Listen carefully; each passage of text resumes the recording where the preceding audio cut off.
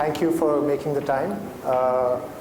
We are the last panel, so I think we have to put on an extra show to keep the audience excited.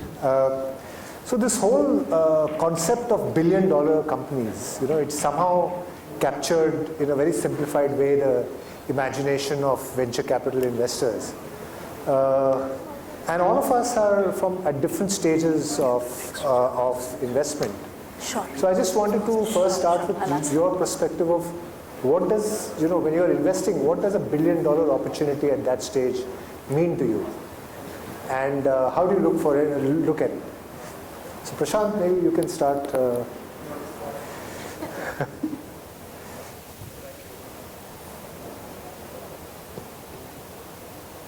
Let's take the other one.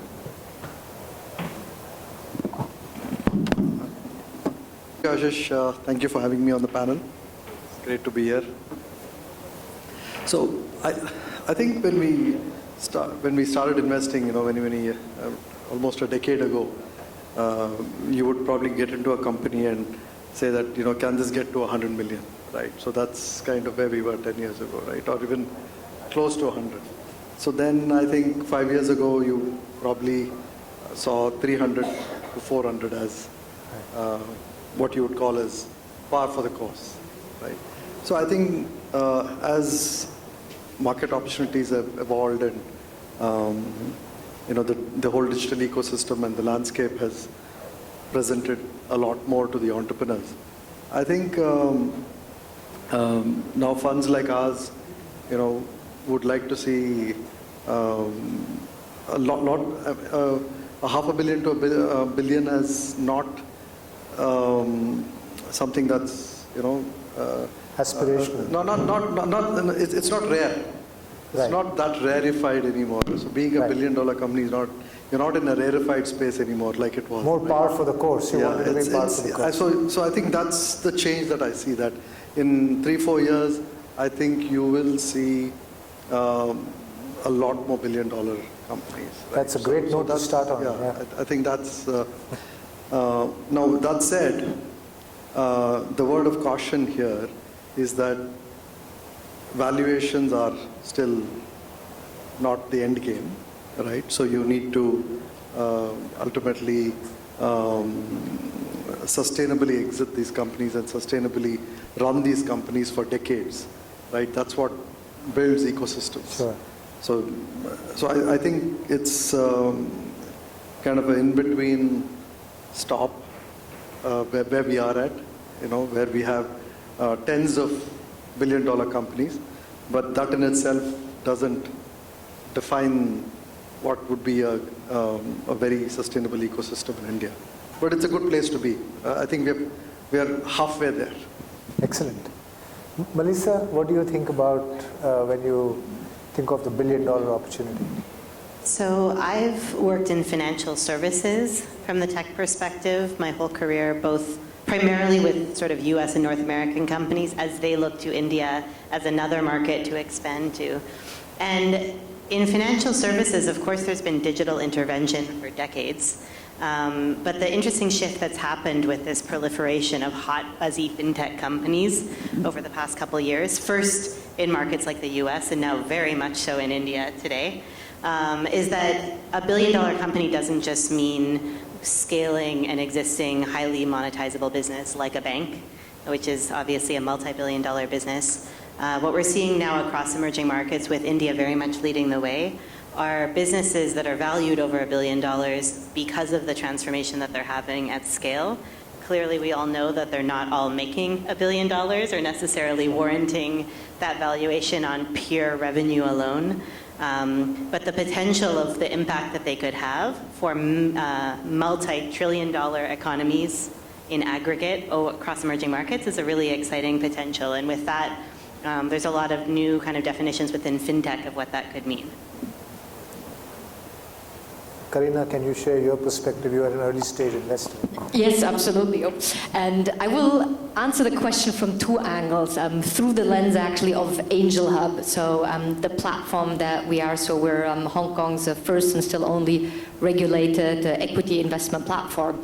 And we come on board at a stage that is very early, so typically pre-A part of B. And at that stage, obviously, you look mostly at the team and the founder, as well as, of course, in terms of the business model, a first sign of traction, right?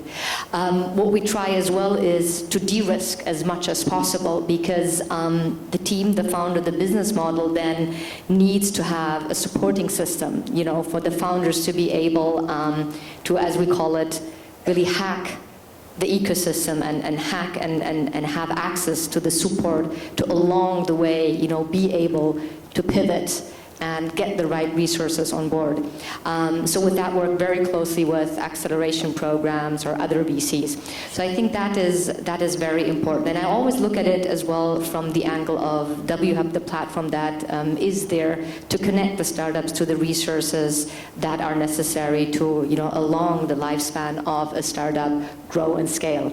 And again, what we can see is obviously for teams that are successful is to have the right team, the capacity to get the chemistry around the right team, to have the capacity to associate themselves with smart money, right, with investors that also open up business opportunities. And I think something that we have seen is very thrilling is in a hub such as Hong Kong, which is very small, 7 million people, scaling 9 unicorns in 3 years is something where we can see these were the startups who were able to get the right business connections, see these opportunities, and then really convert them. Sure, that's great. Gopal, you are slightly later stage, so your perspective may be slightly different. For you, it may be more par for the course. You know, we typically invest in a company which is $50 million in enterprise value. And I'm going to try and make it a little less abstract for you. So you heard financial services. We operate in 3 sectors: financial services, education, and consumer. So let me take 2 examples, something that we've recently exited and something that we've recently invested in, as to how we think of $1 billion. So take Eurokids. You know, we've recently exited it. We invested in Eurokids about 6 years ago. And we have a framework. We call it the EIBC framework.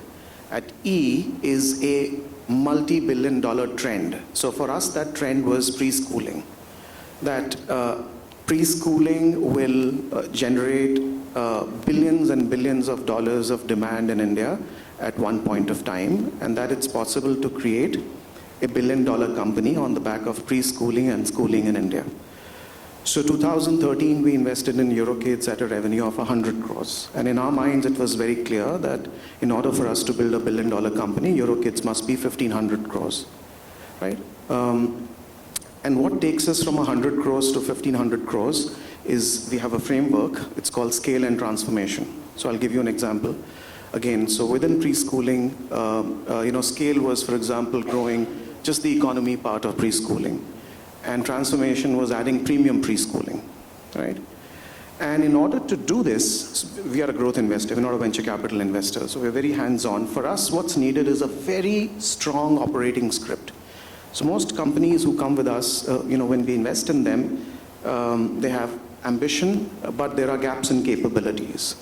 So we put in place a very, very strong operating script, a high-touch operating script that focuses on delivering scale and transformation. In Eurokids' case, you know, we've exited about 400 crores of revenue, and we've exited on a business plan that will deliver $1 billion of value. You know, so this is something which is done. Let me take an example of something that we've recently done, which will further explain our $1 billion thinking. So we've invested in a company called Educational Initiatives. It's India's leading company in assessment and remedial. Again, at the E level, the thought is that the consumption of assessment and remedial learning in India will create billions of dollars of value. So again, I'm not going to take a lot more of your time, but it's a $10 million business today. And in order for us to be $1 billion, and we've roughly invested about 30 million. In order to be $1 billion, we need $200 million of revenue. We may not need 200 million, actually we may only need 100 million, but you know, we're thinking we need 200 million. In order to get to $200 million of revenue, We have 1 million consumers. We need to take the 1 million consumers to 6 million. Well, in India, there are 300 million children in school. So getting 6 million doesn't look like a difficult number.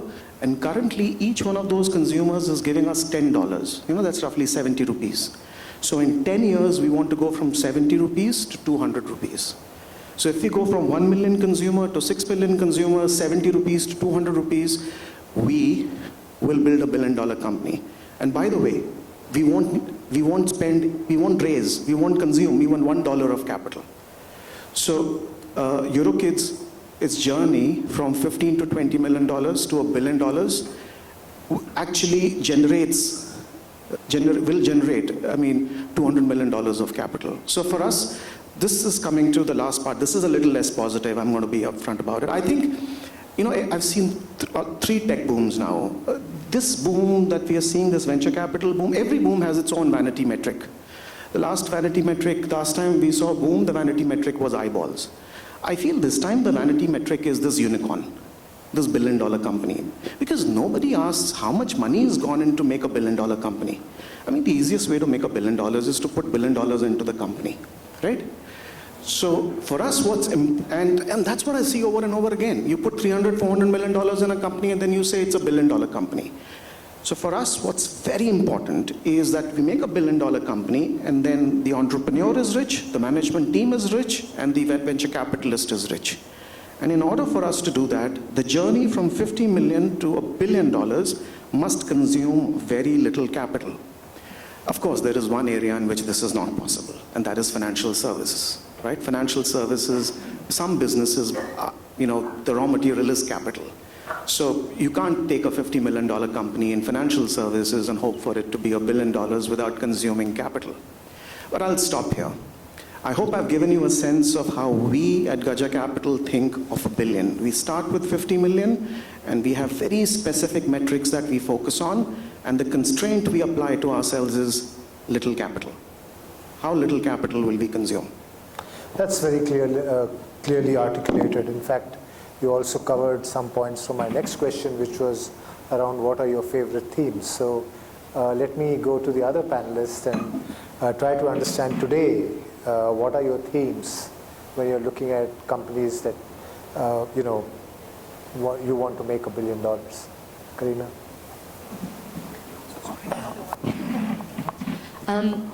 So again, we come at a stage that is very, very early, relatively, and I think very comparable where IvyCap is actually situated. And we have a strong geographical focus at this point in time, really for companies that are ready to scale in Hong Kong, Greater China, and in the region. And with that, we decided to be sector agnostic. To be sector agnostic and at the same time be surrounded by an investment committee that has expertise, industry expertise, and successful entrepreneurs and investors in these different areas.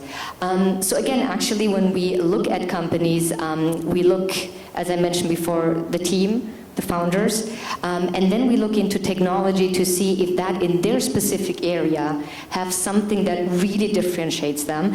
And then once again, something that is really for that part of the market where we can see they are able to leverage the environment, the surroundings on getting ahead of the game. So with that, we do have, obviously, given that we are based out of Hong Kong, particularly a strong network in our investment committee around fintech, around health tech, around AI. But again, I think we actually do not vet based on certain no-nos on technology. Yes. Melissa, I know you're focused on fintech, but any specific areas in fintech that you think are really worth looking out for? Sure. So EMVC is a U.S. fund investing officially across emerging markets in the most exciting fintech in the world. However, we believe the most exciting fintech in the world is in India at the moment. And in particular, I'm extremely excited about opportunities that are building on this very complex infrastructure layer that exists in India that's creating a sandbox, basically, to innovate on mass new business models or in tech innovation at scale. So because of geo-proliferation of 4G and, you know, all of the policy infrastructures like UPI and the new account aggregating system and a lot of other things that are, you know, even GST forcing many more MSMEs, for better or worse, for them to be online. All of those things create these pilots at scale that you could pilot a new app in Nagpur and target just in your POC more consumers than 2 European countries combined. And with that, there's a lot of innovations around enterprise software at scale for the masses, around the future of how Indians save and invest, and in particular, very bullish on around the health and insurance space. With growing demographic in a country of half of the country under the age of 25, there's going to be so much innovation needed around retirement and health and savings, and we're very excited about that. Prashant, let me come to you because you have lots of investment across. Yeah, so how do you see the much more complex world? I think Gopalan is focused on just couple sectors. So we have largely 5 areas that we focus. So we have about 125 active portfolio companies across 5 areas. Consumer, broadly where we started in our early days. Global enterprises, largely SaaS, companies like Freshworks, Clevertap, and so on. India B2B, really an emerging theme that we have championed, which is again driven by a lot of digitization within India on the supply and demand chains. There's significant opportunities to build efficiency today, so it's not enterprise software within the organization, but it's the extended enterprise. Fintech, and finally healthcare. And in healthcare, again, a lot of the opportunities we look at are global opportunities. The Boston-Bangalore corridor, just like in SaaS, it's largely the Valley-Bangalore corridor. So these are the 5 sectors that we spend. And let's stay with you, Prashant. How are you seeing the pool of entrepreneurs in these several sectors evolve over time? And how do you think about the pool of entrepreneurs today? Yeah, just amazing transformation, right, in terms of quality of entrepreneurs.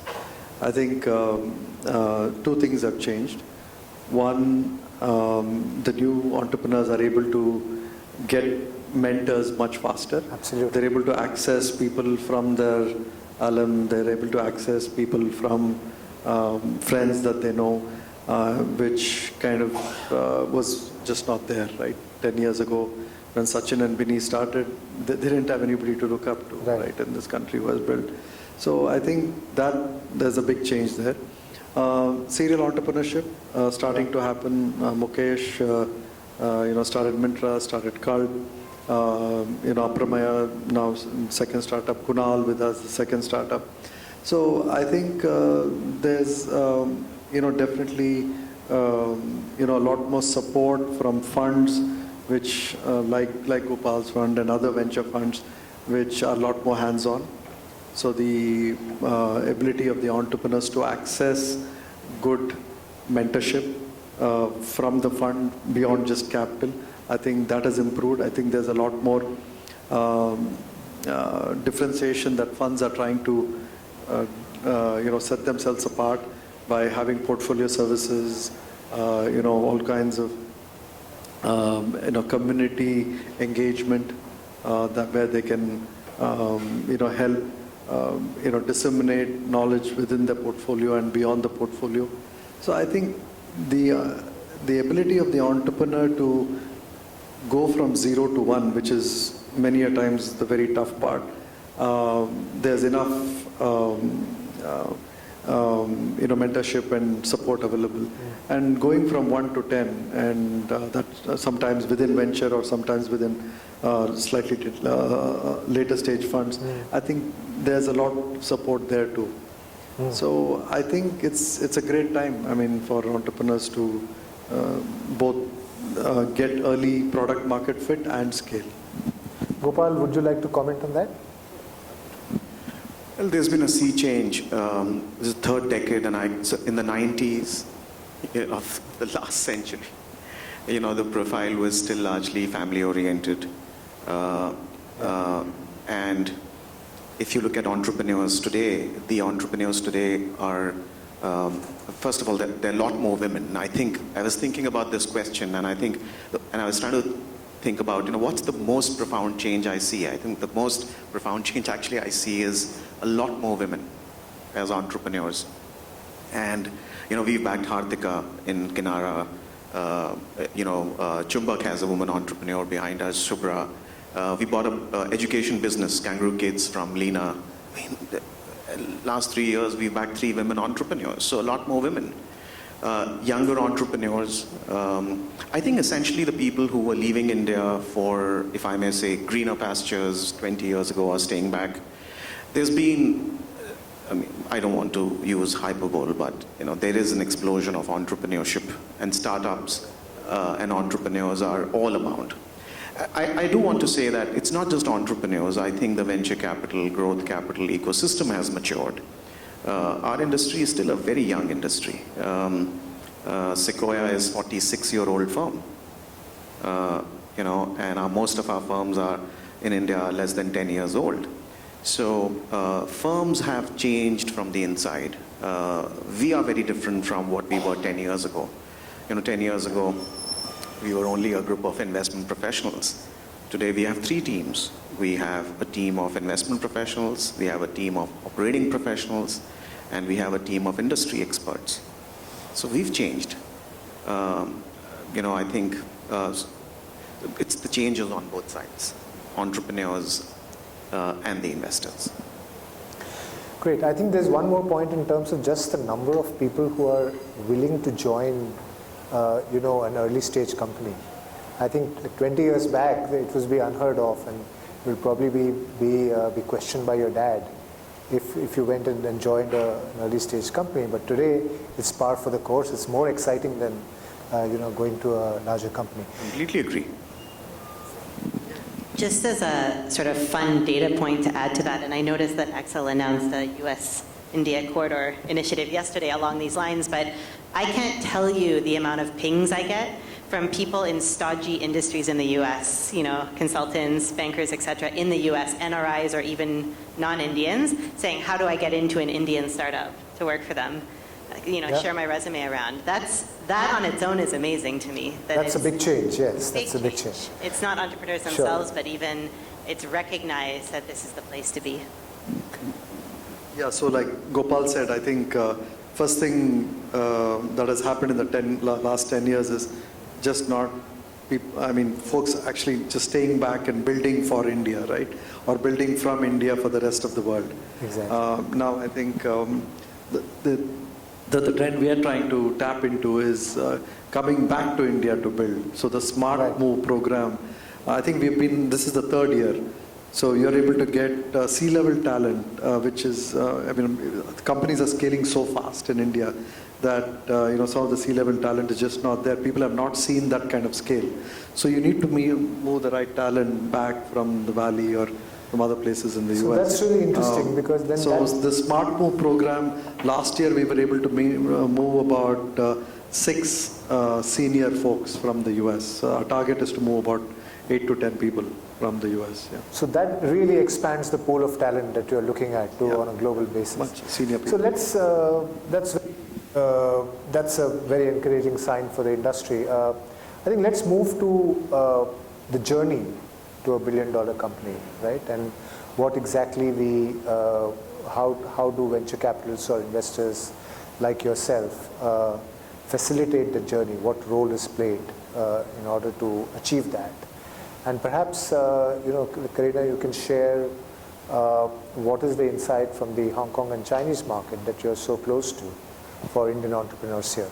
Yes, I'll come back to that. I just wanted to add one thing on the talent side and the typical entrepreneur. I think one of the things, and it links a little bit to your question, it's very interesting to see, first of all, there's no real change in trend because arguably the wave of Hong Kong startup ecosystem really started only 3-4 years ago.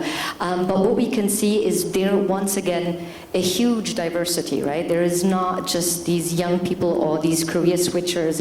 It started arguably from more seasoned professionals. And then if you look look into the different industries, I mean, to disrupt financial services or to innovate in financial services, you have to have experience in financial services. But at the same time, a big sector in gaming is there, and that is driven also by young people. And if we look into the universities, there once again, it is as much the young students, right, that developed just recently, again, a very big innovation coming out of HKUST, where Frank developed his flight motors with DJI. Same as at CUHK, where the professors actually who kind of like really contributed. And it's interesting to see that diversity in terms of gender diversity.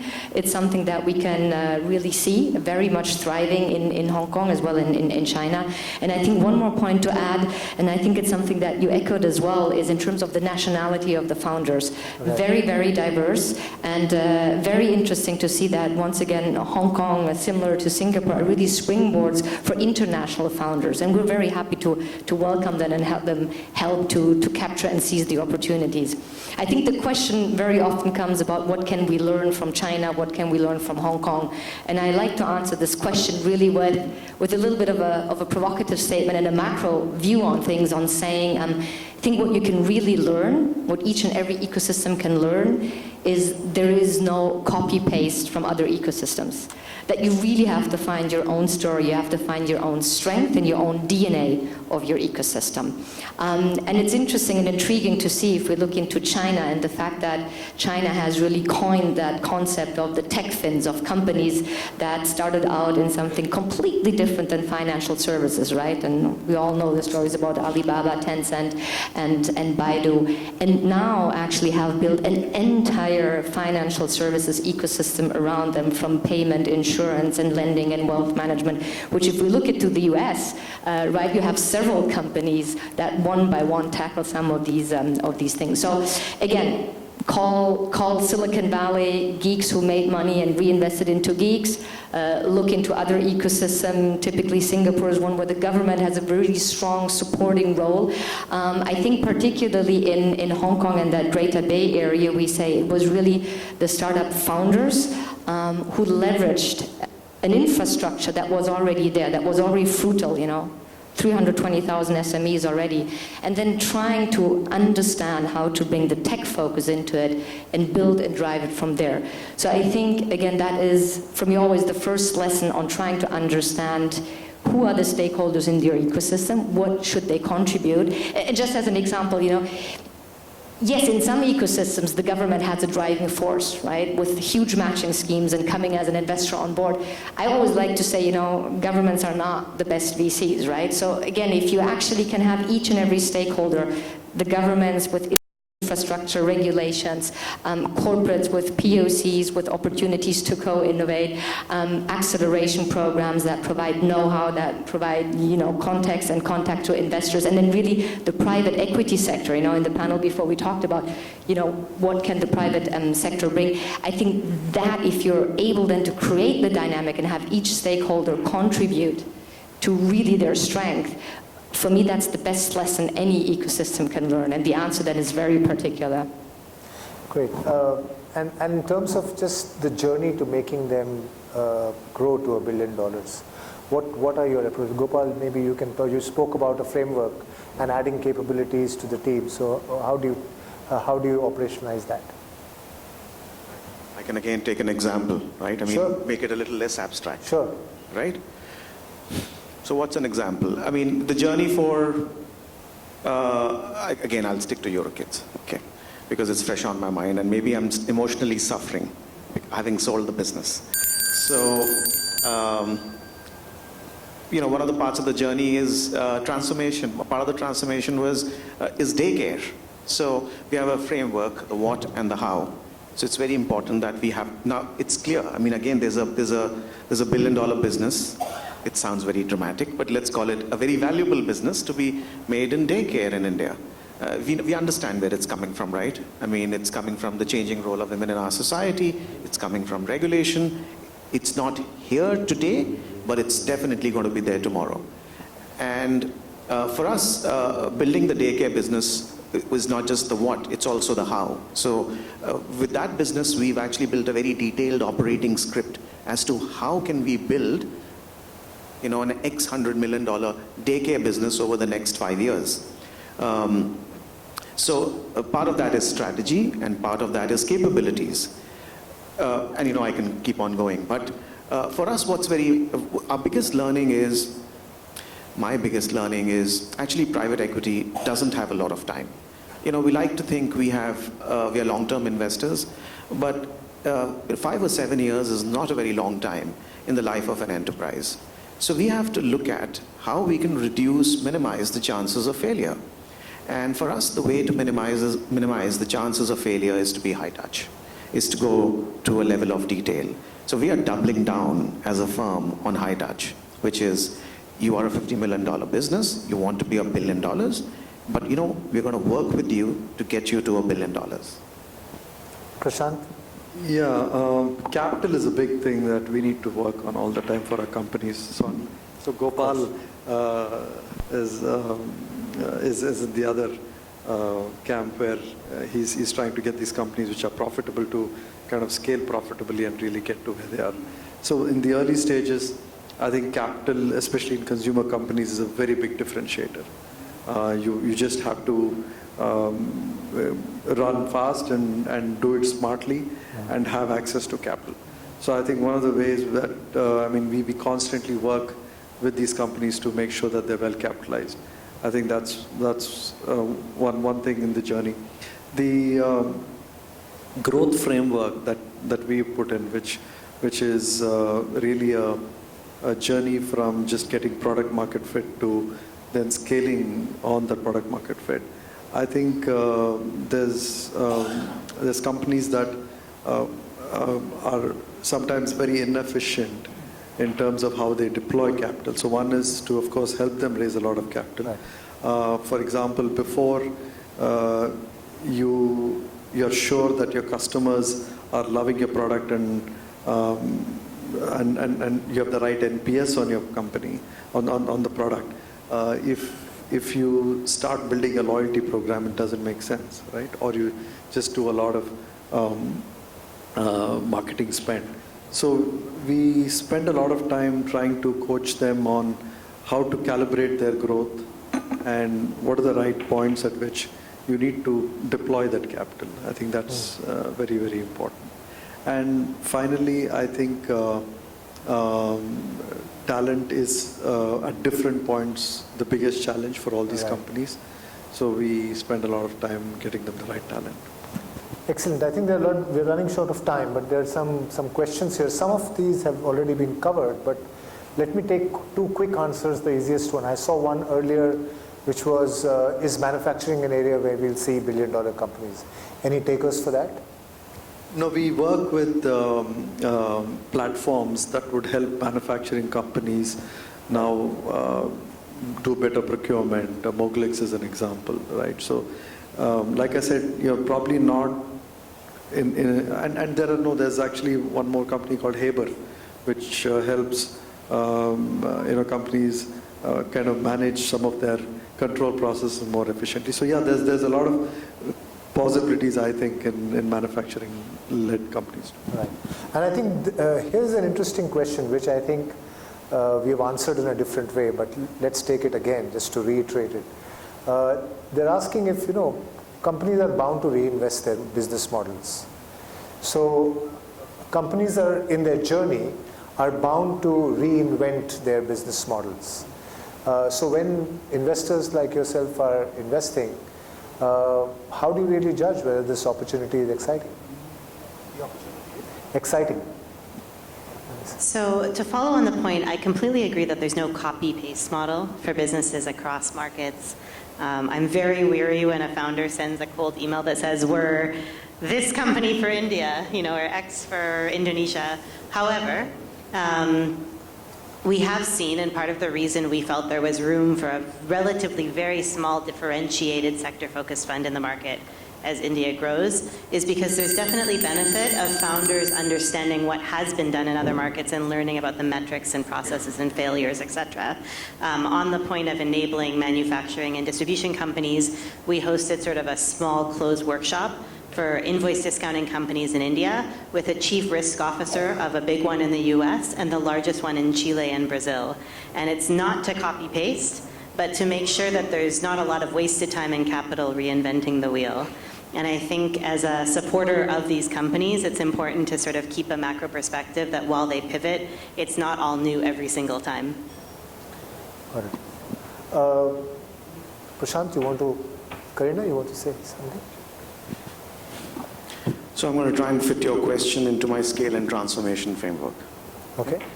So I don't think a journey, so when we come in, the journey going forward cannot be all transformation, right? So, because again, just experience, and sometimes you can be a prisoner of your experience rather than benefiting from our experience. So, transformation has a high chance of failure, right?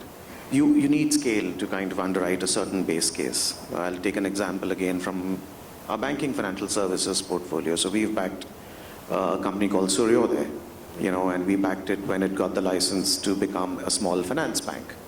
And until that point of time, it was essentially a microfinance lender. So a reinvention, a non-banking finance company and a bank it's reinvention, but there is scale and transformation. So what's the transformation? Let's take the asset side. The asset side, one part of the business will continue, but what they need to learn is how to create secured assets. And I'll quickly stop.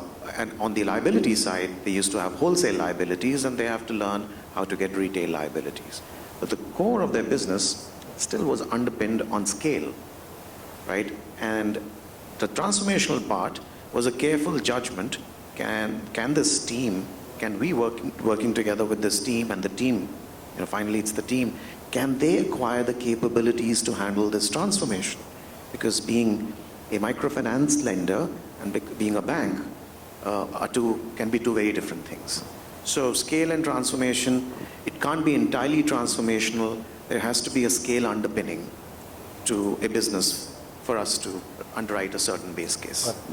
Okay. I think just quick to build on that, typically the fact of being able to pivot, right, and to adapt, and it's something that is in that phase where you're still trying to find your product market fit, right, where you're trying to scale to that, well, let's call it $1 billion status or beyond. I think afterwards you're there, you arguably are in the same situation as any other corporation out there, where you start looking into marginal transformation to keep up with the change of the market.